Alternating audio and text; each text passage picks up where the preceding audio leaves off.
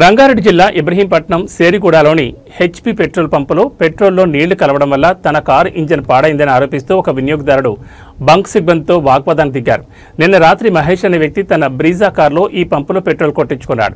ఈ రోజు ఉదయం కారు స్టార్ట్ కాకపోవడంతో మెకానిక్ చూపించగా పెట్రోల్ ట్యాంక్లో నీరు చేరడం వల్లే ఇంజిన్ పాడైందని మెకానిక్ చెప్పాడు. దీంతో ఆగ్రహించిన మహేష్ పెట్రోల్ పంపుకు వచ్చి సిబ్బందితో ఘర్షణ దిగాడు. బాటిల్లో పెట్రోల్ కొట్టించి అందులో నీరు ఉన్న విషయాన్ని లైవ్లో చూపించాడు. గతంలో కూడా ఈ పెట్రోల్ బంక్పై 5 సార్లు ఇలాంటి ఆరోపణలు వచ్చినట్లు తెలుస్తోంది. ఈ ఘటనపై అధికారులు స్పందించాలని బాధితుడు కోరుతున్నాడు. వాటర్ అయితే అది మండదు కదన్న.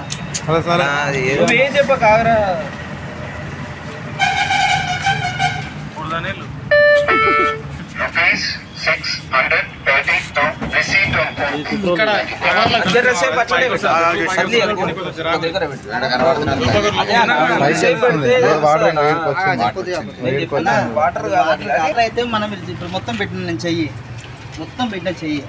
వాటర్ అయిందనుకో మన చెయ్యి ఆరదు. మేము కావాలంటే ఇప్పుడు ఏంది తీసుకొని సైడ్ పోయి మంట పెడతాం.